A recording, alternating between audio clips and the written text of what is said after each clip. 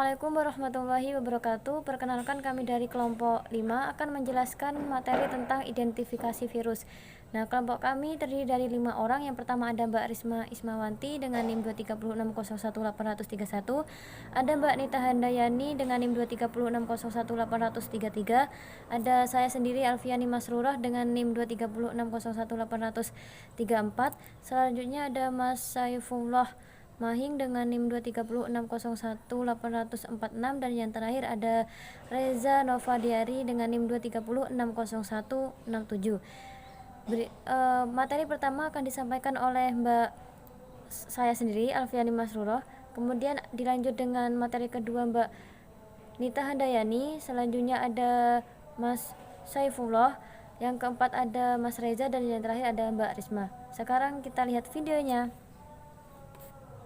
Baiklah, di sini saya akan menjelaskan materi pertama, yaitu tentang pengertian virus. Nah, virus ini berasal dari bahasa Latin, yaitu venom, yang berarti racun. Nah, virus memiliki sifat unik jika berada di dalam sel makhluk hidup, tetapi jika berada di luar sel makhluk hidup atau ekstraseluler merupakan benda mati atau partikel virion. Nah, virus adalah agen infeksi berukuran kecil yang bereproduksi di dalam sel inang yang hidup. Ketika terinfeksi, sel inang dipaksa untuk menghasilkan ribuan salinan identik virus asli dengan cepat. Virus sendiri tidak memiliki sel. Pembentukan virus-virus baru berlangsung dalam sel inang yang terinfeksi. Saya Nita Handayani, NIM belakang 33. Di sini saya akan menjelaskan tentang ciri-ciri virus. Virus memiliki ukuran antara 25 nanometer seperti virus polio sampai 300 nanometer seperti virus TMV. Kemudian virus ada yang berbentuk bola seperti influenza dan AIDS, kemudian berbentuk batang atau TMV, dan berbentuk oval dan polihidris seperti rabies, dan berbentuk T seperti bakteriofag. Virus paling sederhana terdiri dari asam nukleat yang terbungkus kapsid atau nukleokapsid. Kemudian virus nukleokapsid disebut virus telanjang. Contohnya pada TMV dan virus kutil. Kemudian ada virus yang memiliki bagian luar seperti selubung ekor, kepala, dan lain-lain, disebut virus kompleks. Kemudian di sini ada struktur kompleks virus bakteriofag. Itu terdiri dari kepala, leher, dan ekor. Kepalanya terdiri dari kapsid, asam nukleat atau DNA. Kemudian lehernya terdiri dari kerah atau koler, dan ekornya terdiri dari selubung ekor, serabut ekor, lempeng dasar, dan jarum penusuk.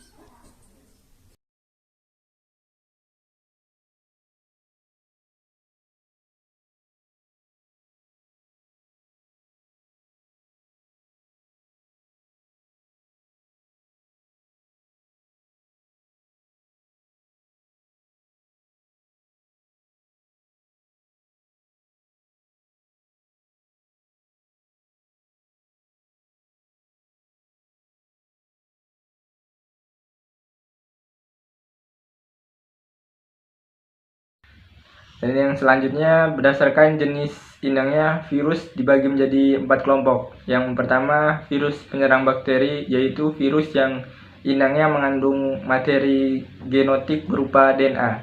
Dan yang selanjutnya, yang kedua, virus yang inangnya berupa mikroorganisme eukariotik seperti protozoa dan jamur. Virus ini mengandung RNA. Dan yang ketiga, virus penyerang manusia, yaitu virus yang inangnya berupa sebagian besar mengandung RNA. Dan yang terakhir, virus hewan, yaitu hidupnya pada inang sel hewan dan manusia, mengandung DNA dan RNA. Sekian, terima kasih. Nah, baik, yang selanjutnya saya akan menjelaskan yaitu tentang pembagian virus berdasarkan materi genetikanya. Berdasarkan materi genetikanya, yaitu virus dibagi menjadi dua. Yang pertama virus DNA dan yang kedua virus RNA. Yang pertama, virus DNA. Virus ini ialah virus yang mengandung deoksiribonukleik asid. DNA merupakan gugus asam amino rantai ganda yang berfungsi dalam mengendalikan aktivitas genetis dan sintesis protein dengan kandungan 3 basa nitrogen, purin, pirimidin, dan gugus fosfat. Contohnya ialah adenovirus atau infeksi saluran napas. Yang kedua yaitu virus RNA. Virus ini adalah virus yang mengandung ribonukleik asid.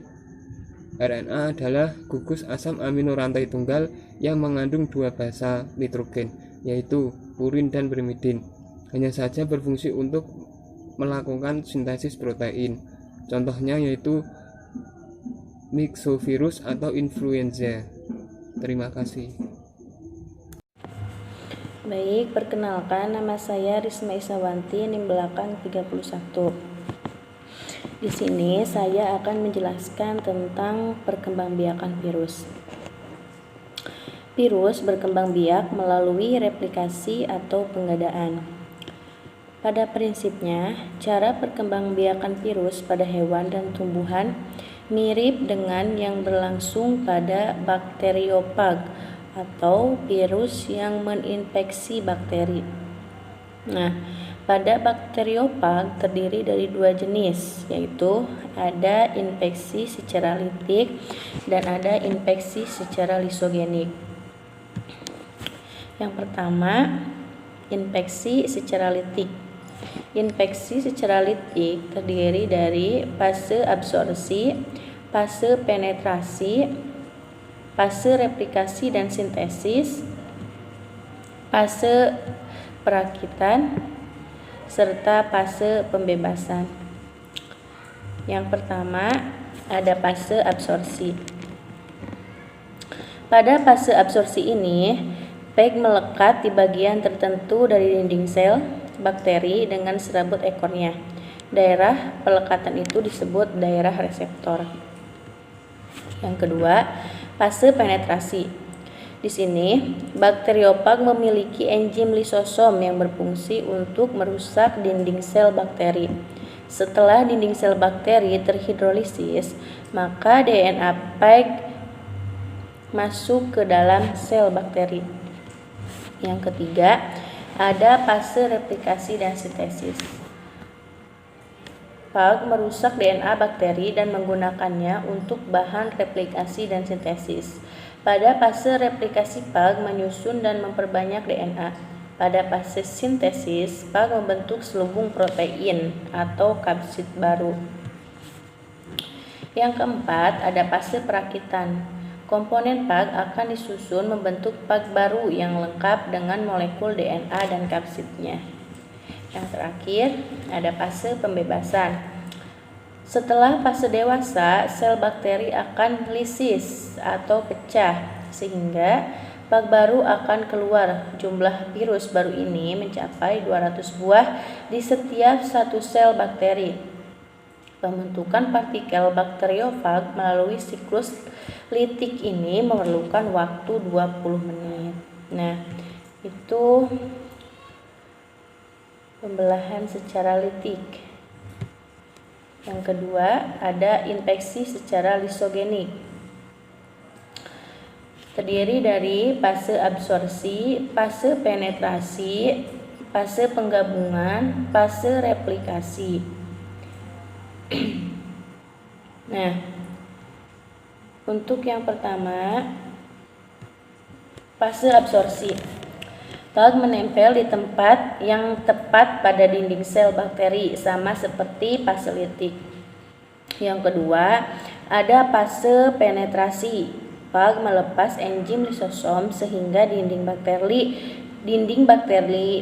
berlubang dan DNA PAG bisa masuk ke dalam sel bakteri. Selanjutnya ada fase penggabungan. DNA virus bergabung dengan DNA bakteri membentuk profag. Dalam profag sebagian besar gen tidak aktif, hanya ada satu gen yang aktif. Gen aktif tersebut mengkode protein reseptor untuk menjaga agar sebagian gen profag tidak aktif. Ada fase replikasi. Profag akan bereplikasi. Di dalam fase replikasi ini, profag akan bereplikasi. DNA fag juga akan ikut replikasi. Ketika bakteri membelah, bakteri anakan akan mengandung profag. DNA fag akan terus bertambah banyak saat membelah. Ya. Untuk selanjutnya, perbedaan. Dapat disimpulkan perbedaan antara daur litik dan daur lisogenik. Daur litik waktu relatif singkat, sedangkan daur lisogenik waktu relatif lama. Daur litik menonaktifkan bakteri, sedangkan daur lisogenik mengkombinasi materi. Dan terakhir, daur litik menonaktifkan bakteri, sedangkan daur lisogenik mengkombinasi materi genetik bakteri dengan virus. Dan yang terakhir, perbedaannya daur litik bereproduksi secara bebas tanpa terikat kromosom bakteri, sedangkan daur lisogenik terikat pada kromosom bakteri. Untuk selanjutnya saya serahkan kembali kepada moderator. Terima kasih.